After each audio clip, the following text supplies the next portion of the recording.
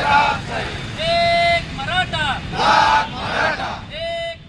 सरकारनं 40 दिवसांचा अवधी दिला असताना अवधी उलटून देखील आरक्षण दिले नसल्याने मराठा समाजाला टिकणारं आरक्षण मिळावं यासाठी मराठा समाजाचे संघर्ष योद्धा म्हणून ओळखले जाणारे मनोज जरांगे पाटील यांचे आंतरवाली सराटी येथे पुन्हा उपोषण सुरू झाले असून महाराष्ट्रातील विविध गावातून मोठा प्रतिसाद या उपोषणाला मिळत असल्याचं चित्र आहे. शिर्डीत देखील सकल मराठा समाजाच्या वतीनं साखळी उपोषण सुरू झालं असून विविध पक्षांचे नेते, कार्यकर्ते, विविध संघटना यांनी मराठा समाजाला आरक्षण मिळावे यासाठी सकल मराठा समाजाच्या या आंदोलनाला पाठिंबा दर्शविलाय. तर यावेळी माजी महसूल मंत्री बाळासाहेब थोरात यांनी आज भेट देत पाठिंबा व्यक्त केला व खरं तर मनोज जरांगे पाटील यांचे उपोषण शांततेच्या मार्गाने सुरू होते तेव्हा लाठीचार्ज का करण्यात आला याचे उत्तर अजूनही आम्हाला मिळाले नसल्याचं सांगत संघर्ष हा जीवनाचा एक भाग असून लढूया आणि आपले आरक्षण मिळवूया असं म्हणत आत्महत्या करणं योग्य नसून मराठा समाजाच्या आरक्षण मागणीसाठी आपला पाठिंबा यावेळी बाळासाहेब थोरात यांनी जाहीर केला. साईबाबा संस्थांचे माजी विश्वस्त तथा ज्येष्ठ नेते डॉक्टर एकनाथ गोंदकर यांनी यावेळी मराठा तरुण हा संयमी आहे, मात्र त्याला रस्त्यावर उतरण्याची वेळ आणू नका. आंदोलन शांततेच्या मार्गाने सुरू आहे, तोवर आरक्षण द्या अशी मागणी त्यांनी यावेळी केली आहे. तर सचिन चौगुले यांनी शिर्डी व पंचक्रोशीतील गावांचा पाठिंबा मोठ्या प्रमाणात मिळत असल्याचं सांगितलं व वैभव कोते यांनी उद्यापासून महिलांचा देखील सक्रिय सहभाग या साखळी उपोषणात राहील असं सांगत आरक्षण लवकर देण्याची मागणी सरकारकडे केली आहे. तसेच ज्येष्ठ नेते रमेश गोंदकर यांनी देखील आपल्या प्रतिक्रिया यावेळी उपोषणासही पाठिंबा देत व्यक्त केलाय. यावेळी मराठा समाजाचे नेते व कार्यकर्ते मोठ्या संख्येने उपस्थित होते. मराठा समाजाला आरक्षण देण्याचा प्रश्न ऐरणीवर आहे असं म्हणलं तर वावगं ठरत नाही. आणि मनोज जरांगे पाटलांचं पुन्हा एकदा उपोषण सुरू झालेलं आहे. शासनानं वेळ मागितला होता, त्या पद्धतीनं 40 दिवस वेळसुद्धा त्यांनी घेतलेला होता. खरं त्यामध्ये काही काम पुढं गेलं असं दिसत नाही. त्यामध्ये माननीय मुख्यमंत्री तर जाहीर करतायत का आम्ही निश्चितपणे देऊ आणि ते आरक्षण मिळालं पाहिजे. त्याकरता जी आवश्यक कारवाई असेल, केंद्र सरकारसुद्धा आज आहे, माननीय मुख्यमंत्र्यांच्या समवेत आहे, सरकारच्या समवेत आहे. महाराष्ट्राचं सरकार आणि केंद्र सरकार एकाच विचाराचं आहे, त्यामुळे ती काही फार प्रश्न वेगळा नाही. आमचा सगळ्यांचा सुद्धा पाठिंबा आहे. आम्हाला एक वेळेस बैठक झाली त्यावेळेस विचारलं गेलं होतं, म्हटलं कोणत्या पद्धतीनं त्यांच्या मागण्या मान्य करण्याकरता म्हणून जी कृती कराल त्याला आमची काही अडचण नाही, हे स्पष्टपणे आम्ही सांगितलेलं आहे. निश्चित होतं आम्हाला खरं म्हणजे की माननीय पंतप्रधान आहेत आणि आज विषय काही झालं तरी केंद्राकडेच जाणार आहे, निर्णय त्यांनाच घ्यावा लागणार आहे. तर त्यांच्या पातळीला तरी हा निर्णय आज चर्चेच्या निमित्तानं काहीतरी बोलतील अशी आशा सगळ्या महाराष्ट्रातल्या सर्वांना लागली, जनतेला लागलेली होती. खरं दुर्दैवानं ते काही त्यावर त्यांनी भाष्य केलं नाही. काल मोदी मराठा समाजाला आरक्षण मिळावं म्हणून मनोज जरांगे पाटील यांचं आंदोलन सुरू आहे, त्यांचं उपोषण पुन्हा एकदा सुरू झालेलं आहे.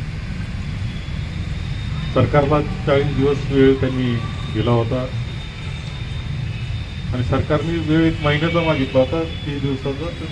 ते 10 दिवस वाढून 40 दिवस दिला. परंतु 40 दिवसामध्ये काही निर्णय झालेला नाही. आणि एकंदर स्वरूप आपण पाहत आहोत की पहिल्या वेळेस ज्यावेळेस उपोषण सुरू झालं जरांगे पाटील यांचं, त्यावेळेस अजूनही एका प्रश्नाचं उत्तर आम्हाला अद्याप मिळत नाही की त्यावेळेस लाठीचार्ज का झाला. तर लाठीचार्ज होत असताना गावकऱ्यांवर झाला, महिला विरुद्ध महिलांपर्यंत तो लाठीचार्ज झाला. ही अत्यंत दुर्दैवाची गोष्ट आहे. त्याचं उत्तरच मिळत नाही की काय नेमकं सुरू का झालं.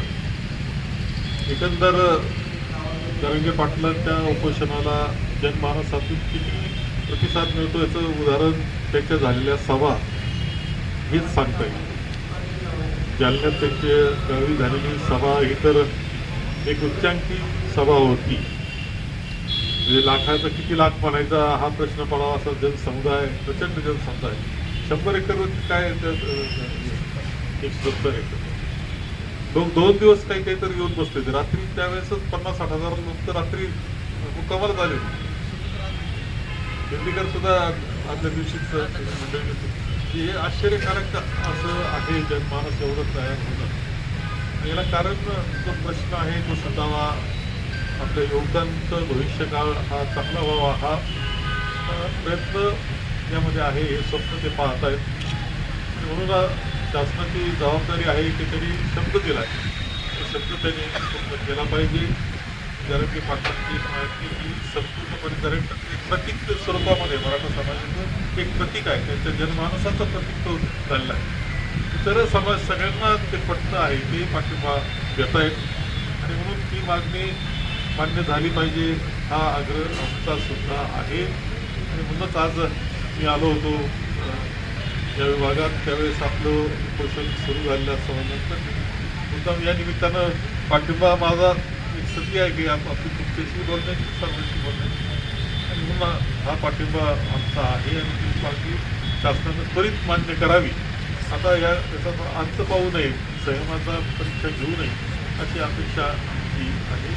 तरी शांततेच्या मार्गात जरंगे सतत सांगतायत तर हे आंदोलन शांततेच्या मार्गानं करायचे, महात्मा गांधींच्या तत्वाप्रमाणे करायचे, ही काळजीसुद्धा सर्वांनी घ्यावी आणि शांततेच्या मार्गानंच आपण जावं, ही सुद्धा आव्हान या निमित्तानं मी करतो. काही आत्महत्या होतात ते अत्यंत दुर्दैवी आहे, असा प्रयत्न कुणीही करू नये.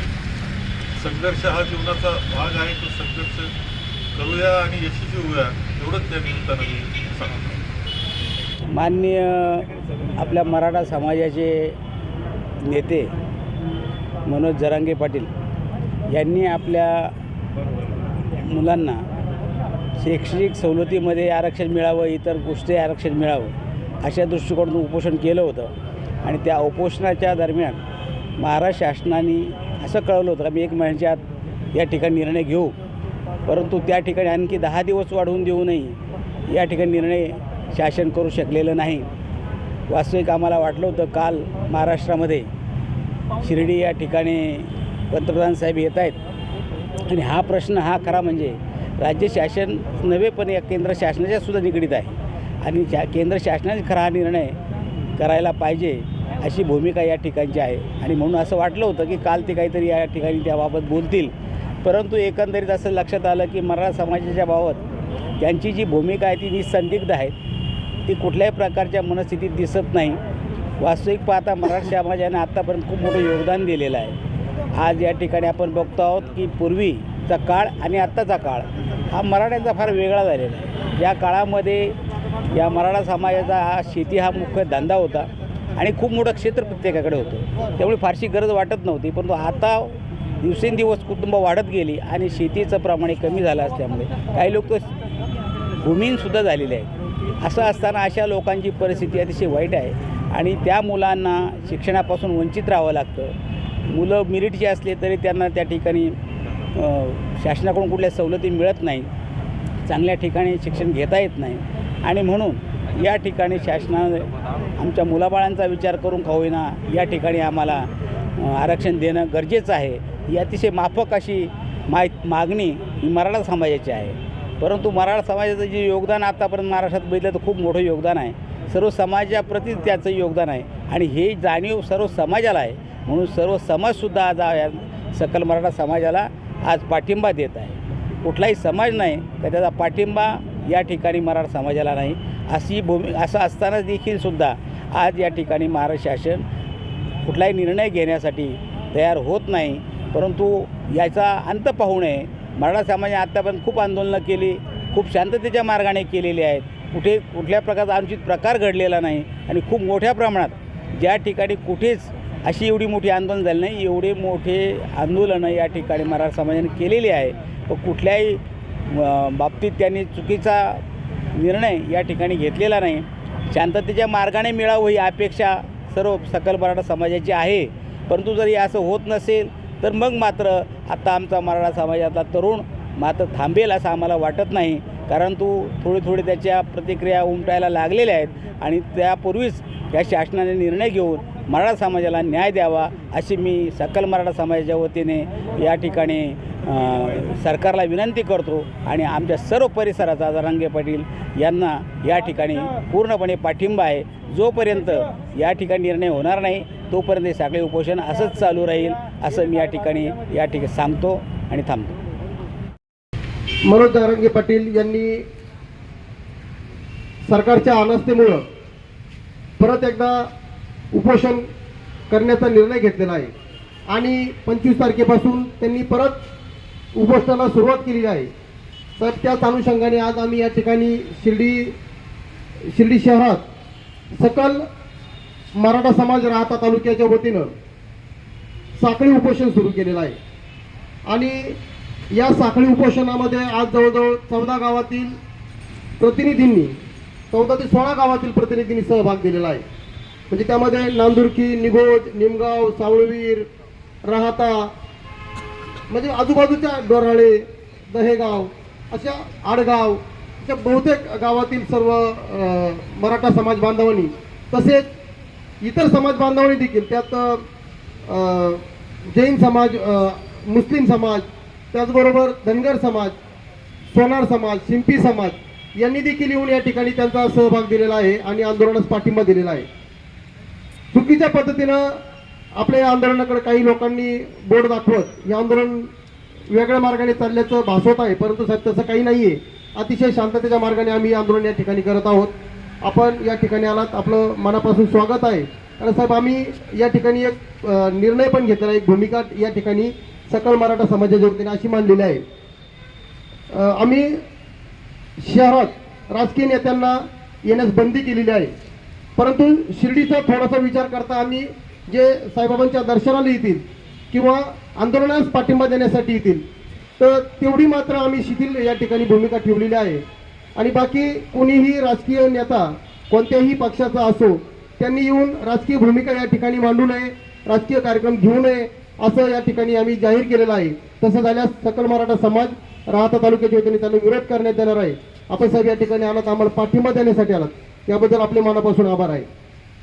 सकल मराठा समाजाच्या वतीने राहता तालुका शिर्डी येथे जे साखळी उपोषण चालू आहे आणि याची व्याप्ती राहता तालुक्यामध्ये प्रत्येक गावागावामध्ये साखळी उपोषणामध्ये मोठ्या संख्येने सहभाग घेणार आहेत.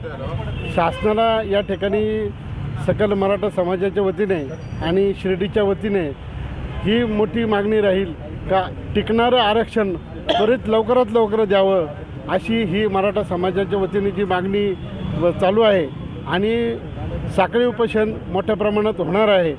या साखळी उपोषणाची दखल शासनाने त्वरित घ्यावी आणि लवकरात लवकर आरक्षण देण्यासाठी जे शासन स्तरावर जे प्रयत्न चालू आहे ते लवकरात लवकर करावे आणि जे आरक्षण देणार आहे ते टिकणारं द्यावं अशी या ठिकाणी सकल मराठा समाजाच्या वतीने मी मागणी करतो आणि थांबतो. 27/10 म्हणजे आजच्या दिवसापासून आपण मनोज जरांगे पाटील जे अंतरवली सराटी येथे आमरण उपोषणाला बसलेले आहे त्यांच्या समर्थनार्थ राहता तालुका सकल मराठा समाजाच्या वतीने आपण शिर्डी येथे सर्व समाज बांधवांनी साखळी उपोषणाला सुरुवात केलेली आहे. आजचा पहिला दिवस असून आज सकाळपासून जवळजवळ 16 ते 17 गावांनी इथे येऊन पाठिंबा दिलेला आहे व ह्या साखळी उपोषणाला राहता तालुक्यातील जवळजवळ 75 गावं दररोज आपल्या आपल्या भागातील लोकांना घेऊन इथे साखळी उपोषण करणार आहे. आजचा प्रतिसाद बघता आम्हाला असं वाटतंय की हे साखळी उपोषण मोठ्या प्रमाणात पुढं जाऊन वाढणार आहे आणि याचा सर्व राजकीय यंत्रणांना भविष्यात जाऊन पुढं जाऊन त्रास होऊ शकतो. त्यामुळे सर्व सकल मराठा समाजाची भावना खूप तीव्र आहे आणि मराठा समाजाचे संघर्ष योद्धा मनोज जरांगे यांच्या जीवाला जर काही बरं वाईट झालं तर याला सर्वस्व जबाबदार सरकार राहील. या कारणामुळे सर्व महाराष्ट्रातून त्यांना मोठ्या प्रमाणात प्रतिसाद मिळतो आहे.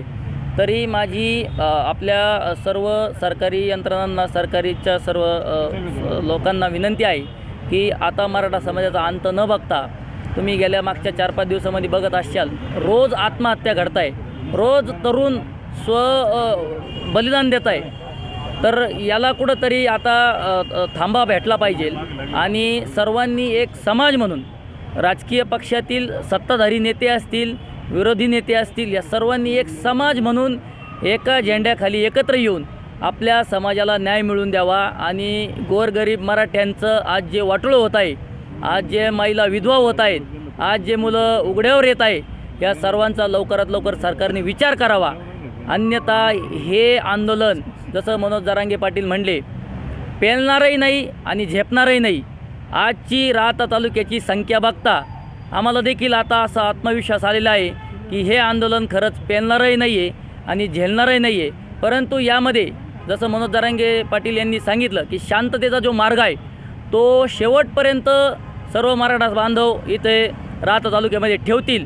त्याचबरोबर या व्यासपीठावर येत असताना मग ते कुठलेही नेते मंडळी असतील, सत्ताधारी असतील, विरोधातले असतील, त्यांनी आपले राजकीय भूमिका बाजूला ठेवून फक्त आणि फक्त मराठा म्हणून या ठिकाणी यावं अशी सर्व सकल मराठा समाज राहता तालुक्याच्या वतीने त्यांना सांगण्यात येत आहे.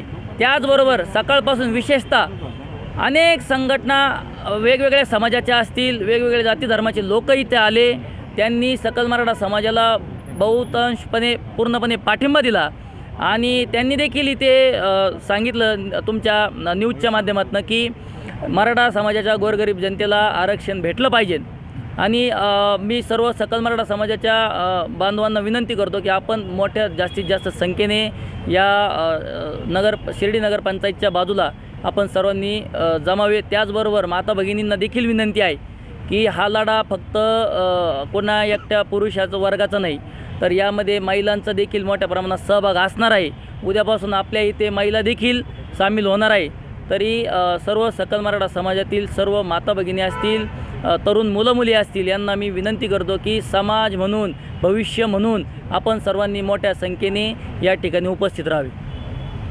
प्रतिनिधी प्रशांत अग्रवालसह सुवर्णा ताकटे, साई न्यूज शिर्डी.